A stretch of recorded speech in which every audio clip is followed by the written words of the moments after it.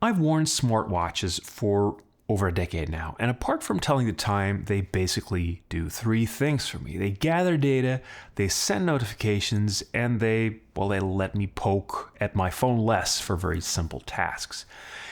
If you don't want the notifications or the distractions, a ring actually makes a lot of sense because it has no screen or no speaker, which means that battery life is excellent. I got almost a week on the default settings, which is very nice for something you're supposed to wear all the time.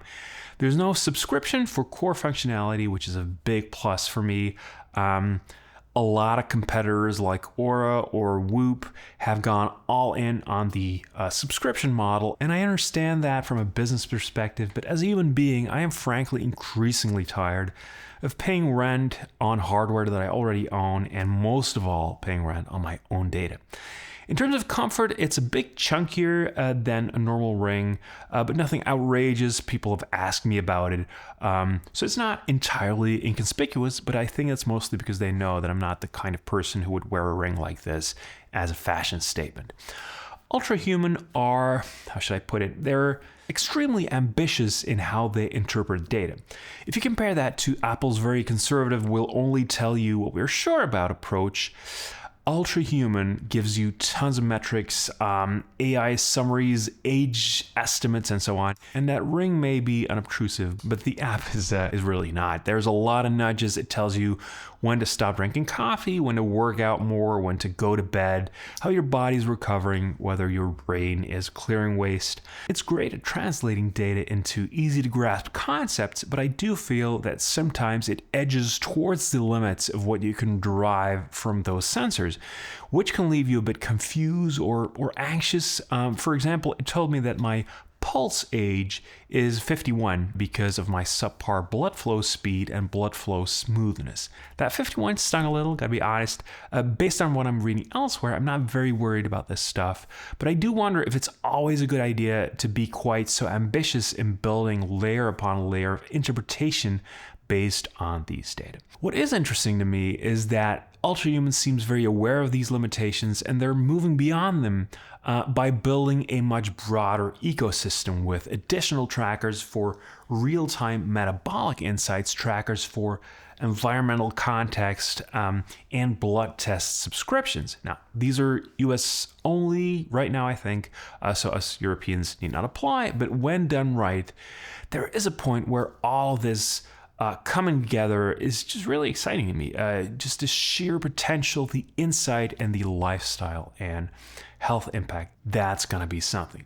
Right now, with just the Ring Air, I feel a bit torn.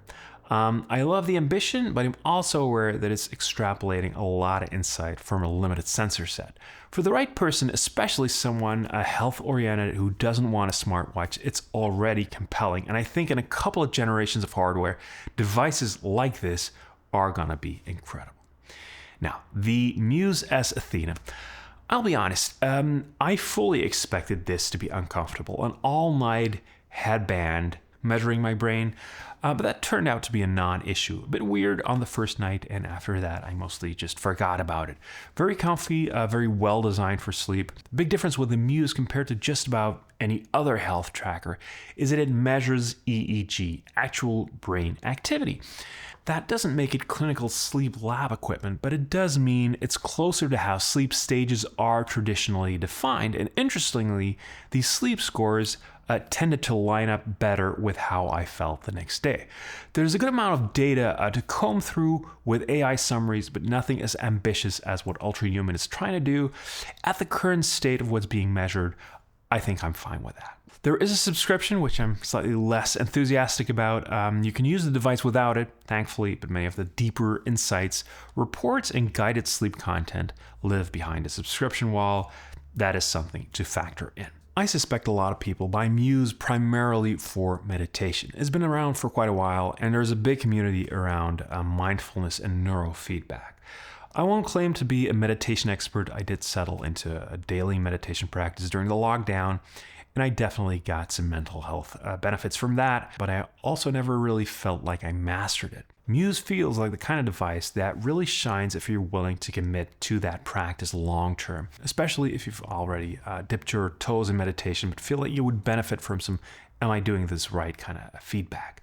For pure sleep tracking, it feels richer and more grounded than traditional smartwatches or indeed the Ring Air, but it's also more involved. You need to charge it every day, you need to position it correctly, check it doesn't slide off. So a different kind of product, but very interesting if you're into meditation, sleep tracking, or both.